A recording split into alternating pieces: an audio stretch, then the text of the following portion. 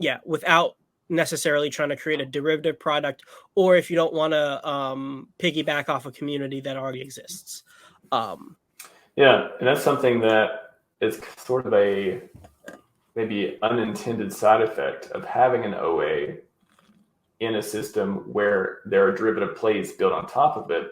Because if you build something that where there's another project, you're building another project on top of a project that has an OA, and part of that new project is only people who are participating actively in the system can be a part of our new system. The OA kind of, it's almost like it transfers itself, or its power grows in the ecosystem when you build it that way. And I wonder if that's something that Alex thought about, or Richard thought about too. Hey, if anyone builds on Hex, and if they do it based on these things, the OA is going to be, kind of going to spread its wings to other projects. And I wonder if Alex was like, that if the OA claims versus doesn't claim, I wonder if there's like a game theory bet going on with that as well. What if the OA didn't claim Hedron? What would be the side effect, you think?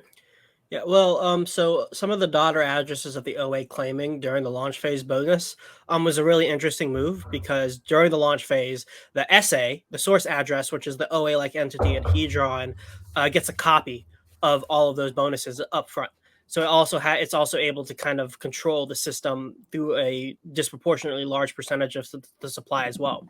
The OA, if it wanted to have more of a strong control over the entire system, would have waited till after the launch phase bonus was over, staked a bunch of Hex.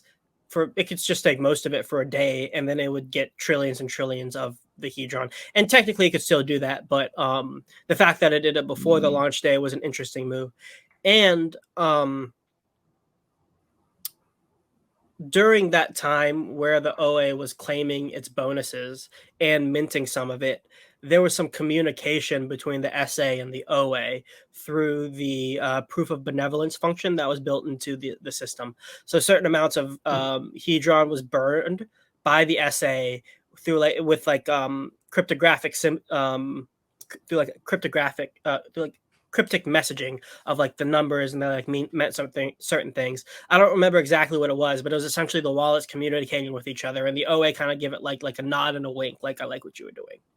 Yeah, interesting. I would have to look up exactly what that was. So if anybody in the community wants to dig that stuff up again, but I remember that happening. It was pretty cool to watch as it was happening. Let me think. There was something else I wanted to say.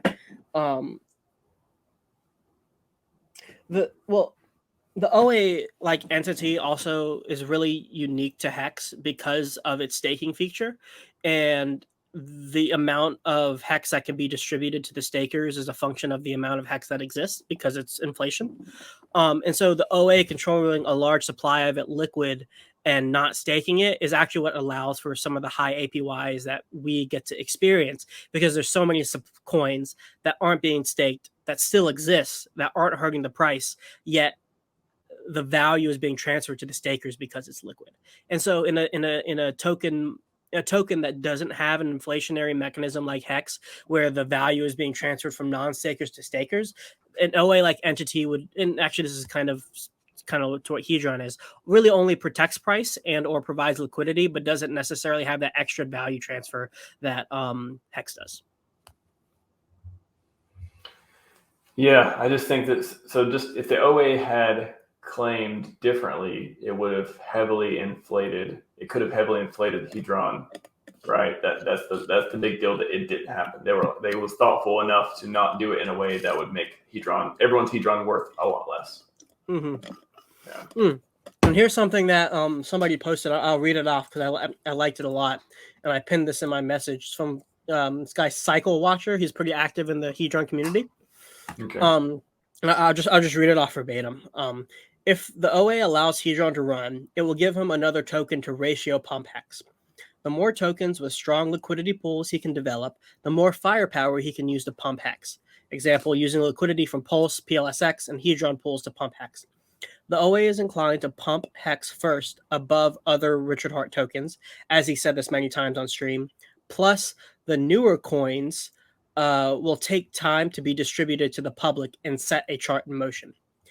in summary, the OA would absorb max Hedron supply from weak holders to strong long-term holders, pump the price 100x, then use that high-valued Hedron price to ratio pump Hex. So there's some extra like games the OA can play by utilizing these systems that are building on top of Hex and providing value to the community to create a feedback loop that in turn continues to pump Hex. Yeah, that's what I was going to ask you. What do you think the OA wants to do? Do you think every move they take, they're thinking about it? Every move they make as far as affecting community projects is to turn around and pump Hex. Is that your thesis? Yeah, the OA's main function is to protect the Hex price and to protect the Hex ecosystem. And so whatever it needs to do that, it will do that. You know, you saw when Hedron was on its major pump, the OA put up a bunch of liquidity because people were starting to sell Hex to get Hedron, kind of FOMOing into that massive pump that was happening. And so it kind of tried to slow things down because the Hex chart was starting to bleed versus the Hedron chart, and it didn't like that. And that liquidity wall still exists. I don't remember what it's at. I think it's like 7 to 10x away, and it'll continue to oscillate as the Hex price moves up. It'll be more X's away as well.